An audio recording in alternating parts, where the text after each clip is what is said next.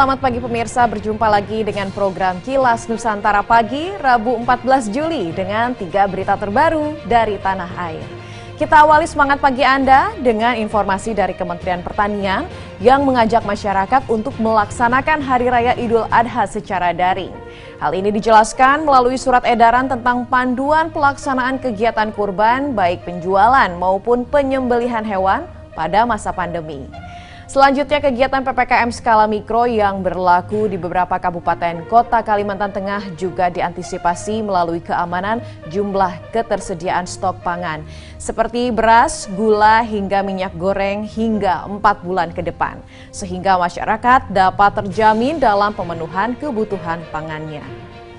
Dan berita pagi ini kami tutup dengan kabar inovatif dari Palembang, Sumatera Selatan, di mana salah seorang warga berinovasi membuat mesin penetas telur otomatis yang sudah membantu banyak para peternak dan telah meningkatkan perekonomian di masa pandemi. Segera kita saksikan ketiga videonya berikut ini.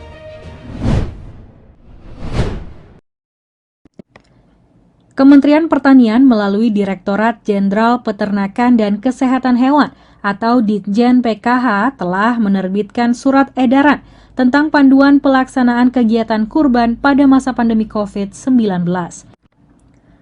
Panduan tersebut mencakup langkah-langkah mitigasi resiko dalam penjualan dan penyembelihan hewan kurban. Koordinator Substansi Zoonosis Direktorat Kesehatan Masyarakat Veteriner Cahyani Widyastuti dalam Indonesia Islamic Marketing Festival yang digelar daring Selasa 13 Juli mengajak masyarakat untuk merayakan Idul Adha dengan memanfaatkan ruang digital untuk berkurban guna menghindari kerumunan. Apabila memungkinkan menggunakan media online.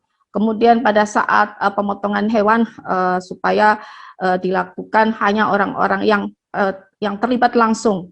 Jadi pekurbannya tidak perlu hadir di lokasi untuk mengurangi kerumunan.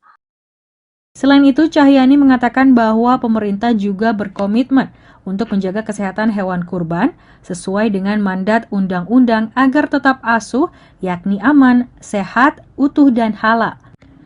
Dengan menugaskan pemerintah daerah untuk melakukan pemeriksaan sebelum hari kurban dan pada saat kurban. Tim Kantor Berita Antara mewartakan. Beberapa wilayah di Kalimantan Tengah kini tengah menerapkan pemberlakuan pembatasan kegiatan masyarakat atau PPKM Mikro sebagai langkah menekan penyebaran COVID-19. Di sisi lain, perlu ada langkah-langkah tambahan untuk menjamin ketersediaan pangan bagi masyarakat. Untuk itu, kantor Bulog wilayah Kalteng di Palangkaraya melakukan penyediaan stok pasokan beberapa kebutuhan pokok seperti beras, gula, minyak goreng, daging beku, dan lain-lain. Demi memenuhi ketersediaan dan mendukung ketahanan pangan, utamanya bagi masyarakat yang terdampak krisis akibat pandemi COVID-19, sehingga dapat mengakses komoditas pangan dengan harga terjangkau.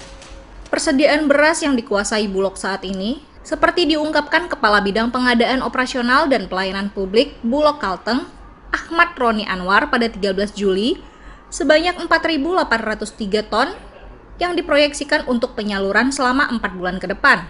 Selain stok daging kerbau beku sebanyak 14 ton dan gula pasir 41 ton.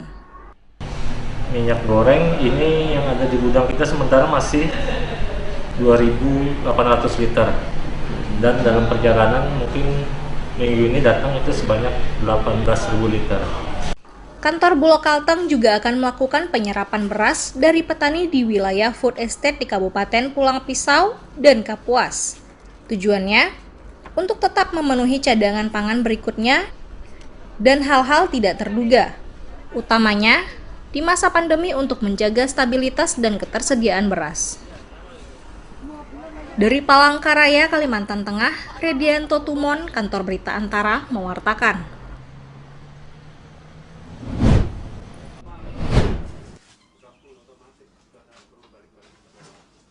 Dwi Haryanto, warga Kecamatan Ilir Timur 2 Palembang, Sumatera Selatan, berhasil berinovasi membuat mesin penetas telur yang dirakit secara otodidak menggunakan triplex jenis hardwood. Mesin ini mempunyai pengukur suhu yang bisa disetel secara otomatis dengan menggunakan tenaga listrik. Diperlukan waktu sekitar 1 hari untuk membuat 1 unit mesin penetas telur. Dalam sehari, Dwi mampu menghasilkan sekitar 3 unit mesin penetas, bahkan lebih tergantung pesanan yang datang. Mesin penetas telur otomatis buatan Dwi membantu para peternak unggas terutama ayam hias dalam mempercepat proses pengeraman telur. Awalnya bikin mesin penetas ini karena kita hobi ayam, ternak ya, ternak ayam. Ternyata ya kendalanya itu induk ayam tuh tidak semua mau ngeremin telurnya. Dan kalau mau ngeremin telurnya itu biasanya rusak, kasihan badannya kurus, kadang-kadang mati. Apalagi yang jenis kalkun itu ngerem sampai mati. Nah itu pakai mesin ini alhamdulillah hasilnya lebih cepat. Dwi menambahkan meskipun di tengah kondisi pandemi COVID-19, penjualan mesin penetas telur buatannya mengalami peningkatan sekitar 40%. Dalam sebulan mampu menjual sekitar 25 unit mesin yang sebelumnya hanya 10-15 unit. Dengan harga mulai dari Rp700.000 hingga Rp1,5 juta per unitnya. Dari Palembang, Sumatera Selatan, Evan Ervani, Kantor Berita Antara mewartakan.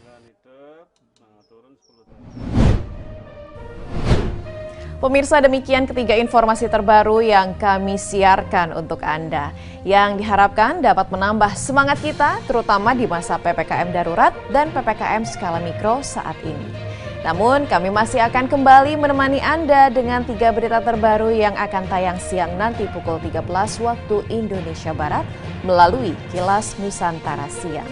Tetap berada pada kondisi aman dengan berkegiatan dari rumah saja ya pemirsa. Sampai jumpa.